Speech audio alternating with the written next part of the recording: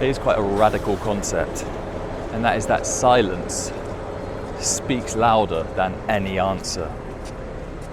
Now, I know I speak about this all the time, and how most of the time we don't give ourselves time to sit in quiet contemplation. We don't give ourselves time to slow down. We don't give ourselves time to process anything without mental noise, music,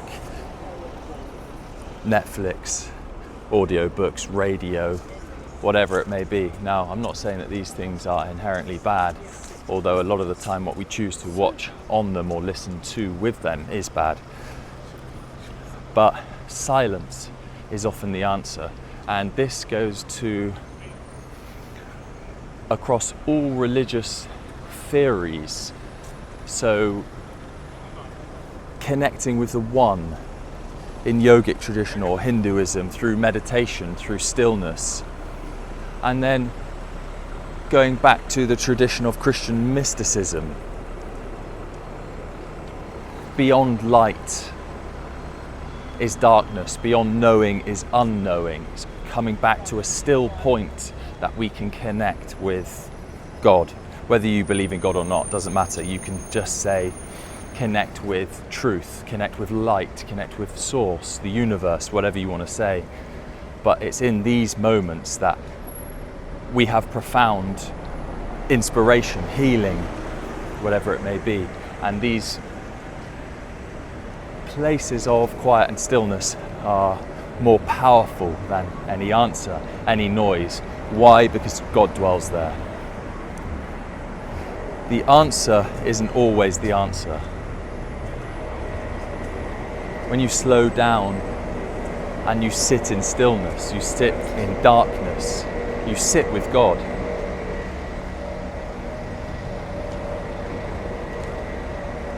life unfolds and the answers become apparent without needing them to be answered, if that makes any sense. And that is negative theology in Christianity, which I think is a wonderful thing. Not enough people know about that. Not enough people talk about that. But stillness is so powerful. Quietness and slowing down is so powerful. We always think that the answer is in more knowledge. Sometimes the answer is beyond knowledge. Sometimes the answer can't be put into words. Yeah, exactly. It's just my sister. It's just my sister. Because we cannot define God. God is all things. God is nothing.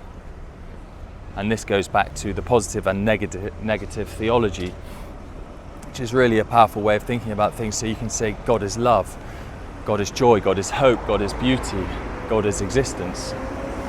And in the negative theology, God isn't love, God isn't hope, God isn't joy. That's not saying he's not any of these things. It's saying that he is too much to be defined by. And I'm just learning about this concept at the moment. But I think it is wonderful because God is boundless, timeless, eternal, as is our soul. And a lot of the time we do confine and constrict what he really is with words, but sometimes stillness is enough.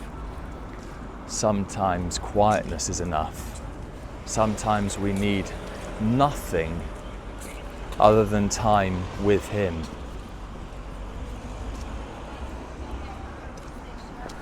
And that's quite powerful. It's in fact a very, very powerful and revolutionary concept, and I wish more people spoke about that in the West. Because I know Christian mysticism isn't particularly popular to be discussed, although lots of famous authors or famous Christians would say they're Christian mystics, like John Mark Comer. But it's about developing a personal relationship with God, and that goes beyond words. That's in stillness. That's in quiet contemplation. That's in times of slowing down and allowing God to guide you in your life. So sometimes the answer is beyond words. The answer is in stillness. The answer is through the light into the darkness, but not darkness in terms of evil. I'm talking about darkness in terms of oneness with God.